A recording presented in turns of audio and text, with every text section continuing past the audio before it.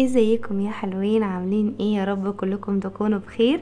النهاردة يا بنات هنتكلم في الفيديو الرابع من سلسلة العناية الشخصية.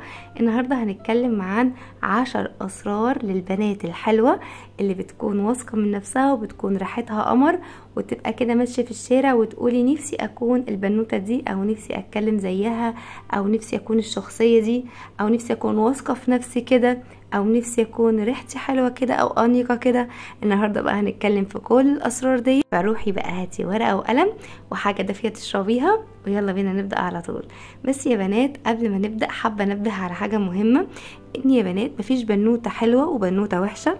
في بنوته عارفه قيمه نفسها وبتقدر نفسها كويس وبتخصص لنفسها وقت عشان تقدر تهتم بنفسها وحاطه نفسها اولويه، وفي بنوته تانية لا، بتحط كل الناس اللي حواليها اولويه الا هي، فتلاقيها بتفضل ولادها وبيتها وجوزها وشغلها واهلها واصحابها كمان والجيران والدنيا كلها، وبعد كده تبقى تفكر في نفسها.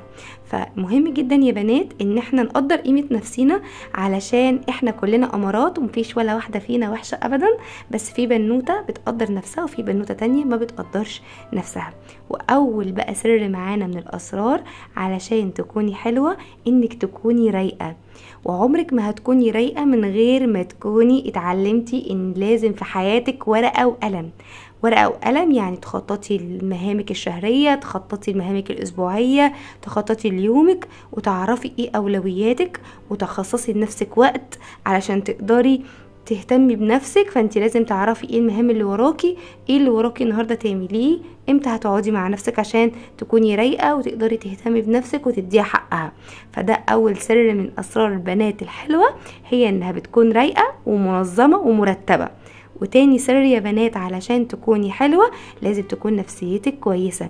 مفيش بنوتة حلوة وجميلة بتكون حزينة ومكتئبة وزعلانة، لان الزعل والنفسية يا بنات بيأثر جدا على شكلنا. فتلاقي شعرك بيقع بطوله، تلاقي حبوب طلعتلك في وشك، تلاقي معدتك وجعاكي. دايما نفسيتنا بتأثر علينا وعلى جسمنا وعلى شكلنا وعلى شعرنا. فمهم جدا يا بنات ان احنا نكون رايقين. لو عندي مشكلة بمر بيها لازم احلها، لو في حاجة عامله لي قلق في حياتي، مشكلة مع اهلي مع جوزي مع ولادي، لازم اشوف فين اصل المشكلة وابدأ احلها قبل ما افكر ان انا اكون حلوة او جميلة، لان ده هيأثر عليكي وعلى جمالك. تالت سر يا بنات علشان تكوني حلوة وجميلة، لازم تكوني أولوية. وده نبهت عليها في المقدمة بتاعت الفيديو، ولكن انا هرجع دلوقتي واكد عليها تاني. لازم تكوني رقم 1 في حياتك، ما ينفعش حتى تكوني رقم 2. لازم تخصصي وقت لنفسك زي ما بتخصصي وقت لولادك، لبيتك، لشغلك، لدراستك، لكل حاجة في حياتك، لأهلك، لجوزك، لكل الدنيا. لازم تخصصي وقت لنفسك ولازم تكوني أولوية. صدقيني الكوباية الفاضية مش هتصب في حاجة. لازم تكوني انتي بديها لنفسك وقت، مهتمية بنفسك، قادرة تحبي نفسك عشان تقدري تحبي كل اللي حواليكي وتقدري تديهم كل حاجة كويسة. رابع نصيحة يا بنات او رابع سر عشان تكوني حلوة، لازم تعملي لنفسك روتين وتلتزمي بيه. طبعا يا بنات انا عملت 3 فيديوهات ليهم علاقة بالعناية الشخصية، كان فيديو ليه علاقة بالعناية بالبشرة، وواحد تاني للشعر، وواحد تالت للعناية بالجسم، هسيبهم لكم تحت في صندوق الوصف، ارجعوا لهم يا بنات. يا بنات لازم بنعمل الروتين ده سواء يومي او اسبوعي او شهري. حتى لو انا متضايقه، حتى لو انا عندي مشكله في حياتي، حتى لو انا بمر باي ظروف صعبه، على الاقل اعمل الاساسيات يا بنات. في حاجات اساسيه لازم نعملها، زي انك انت تاخدي شاور مثلا، زي انك انت تغسلي وشك وتحطي له مرطب. في حاجات اساسيات مهما كانت الظروف اللي بتمر بيها لازم تعمليها.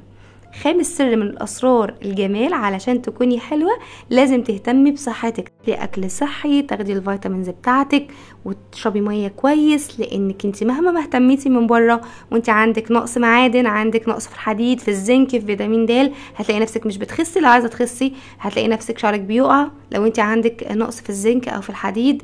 فمهم جدا ان انا اشوف معادن جسمي تمام، دي صحتي كويسه، باكل كويس، باخد خضار، باخد فاكهه، بشرب ميه، علشان انا مهما ما عملت رعايه خارجيه وانا الدنيا عندي بايظه جوه فمفيش حاجه هتجيب نتيجه معانا. سادس سر من اسرار الجمال علشان تكوني حلوه، لازم تهتمي بشكلك داخل البيت وخارج البيت. ما ينفعش تنزلي بهدومك مثلا مش مكويه، ما ينفعش تنزلي هدومك ريحتها مش نظيفه. وهنا يا بنات انا مش بتكلم ابدا عن ان احنا نحط برفيوم او ان احنا نتمكيش بره البيت والكلام ده، انا بتكلم في النظافه يا بنات، في النظافه ان انت هدومك تبقى مرتبه، تبقى نظيفه، ما يبقاش الشوز بتاعك متوسخ، ما يبقاش الهدوم بتاعتك مكسره، طرحتك مكسره، تبقى كاويه هدومك مرتباها. ريحه الهدوم نظافه، يعني ريحه الغسيل ريحه النظافه، مش ريحه ان انت حاطه برفيوم او حاجه، عشان طبعا الكلام ده حرام. سابع سر من اثار الجمال عشان تكوني حلوه لازم تكون ريحتك حلوه. وهنا يا بنات هرجع اكد تاني، انا هنا مش قصدي ان احنا نحط برفيوم واحنا نازلين، الكلام ده سواء داخل البيت او خارج البيت. لو انت طبعا قاعده في البيت طبعا تحطي برفيوم وسبلاشات واعملي اللي انت عايزاه، لكن خارج البيت ممنوع طبعا يا بنات لانه حرام.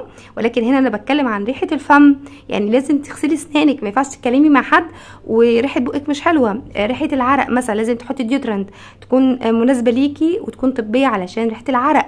ريحه هدومك ما تبقاش مكمكمه، فلازم تغسلي هدومك كويس وتحط لها داوني او تحط لها اي حاجه تخلي ريحتها كويسه. في ستيبس كده يا بنات ما ينفعش تقع مننا، علشان لو انت فعلا بتهتمي ازاي يكون شكلك كويس او ان انت تكوني جميله لازم تخلي بالك من التركات دي. وتامن سر من اثار الجمال عشان تكوني حلوه لازم تكوني مثقفه. ما ينفعش بس يا بنات نهتم بمظهرنا الخارجي ونبقى احنا دماغنا ما فيهاش اي حاجه. يعني احيانا كتير بنقعد مع بنات بتكون اموره او حلوه ومهتميه بنفسها، لكن تقعد تكلمي معاها تحس ان انت مفيش دماغ خالص، مفيش دماغ. فمهم جدا ان احنا نثقف عقلنا، نقرا، نسمع بودكاست. الكلام ده انا اتكلمت فيه كتير وهرجع اكد عليه تاني. مهم جدا ان احنا نغذي عقلنا زي ما بنهتم بشكلنا الخارجي نهتم كمان بعقلنا. وتاسع سر من اثار الجمال عشان تكوني حلوه لازم تشوفي مشاكل بشرتك وشعرك وجسمك ايه وتعالجيها. ما ينفعش ان انا ابقى عارفه ان عندي مشكله معينه زي مثلا عندي حبوب واكبر دماغي واقول ده انا هداريها بالفونديشن او حاجه، لا لازم تسعي وتروحي للدكتور وتعالجي. لو انا عندي مشكله ان شعري بيقع مثلا لازم اروح واشوف فيه ايه، يمكن عندي نقص فيتامين او حاجه اخده. لو انا دلوقتي جسمي مليان لازم ان انا اخسس نفسي، اشوف دكتور ممكن ينصحني بايه، اخد نصايح معينه، اشوف اطمن على نفسي، اعمل تحاليل لو عندي مشاكل في الغده او كده، يبقى انا اشوف فين المشكله اللي عندي وابدا احلها. وعاشر سر من اسرار الجمال عشان تكوني حلوه لازم تحبي نفسك زي ما هي، حتى لو انا تخينه حتى لو انا تخينه، حتى لو انا عندي حبوب حتى لو عندك حبوب، حتى لو شعرك كيرلي، حتى لو شعرك بيقع، حتى لو عندك اي مشكله لازم تحبي نفسك وتتقبليها علشان تقدري تغيريها. طول ما انت ناقمه على نفسك وطول ما انت مش حابه نفسك وطول ما انت بتنتقدي نفسك ومش رحيمه بنفسك مفيش حد هيكون رحيم بيكي، مفيش حد هيشوفك حلوه لو انت مش شايفه نفسك حلوه. لازم تشوفي انت نفسك حلوه وتتقبلي نفسك على اي وضع عشان تقدري تغيريها وتبقى افضل. مش معنى ان انا بقولك تقبلي نفسك على نفس شكلك ده انك انت ما تغيريش نفسك للافضل او انك انت ما تهتميش بنفسك، ولكن لازم تتقبليها الاول وتكوني رحيمه بيها علشان هي كمان تساعدك انك تتغيري للافضل. وبس كده يا بنات، يا رب بقى الفيديو يكون فادك وعجبك، ولو عجبك ما تنسيش تعملي لايك وتشتركي في القناه عشان يوصلك اي فيديو جديد انا بنزله، وتعملي كومنت حلو لانه بيشجعني جدا. ولو حابين اي افكار تانية يا بنات اكتبوها لي في التعليقات تحت وانا ان شاء الله هعمل لكم فيديو ليها لو في اي استفسار لاي حاجه. وبس كده، يلا باي.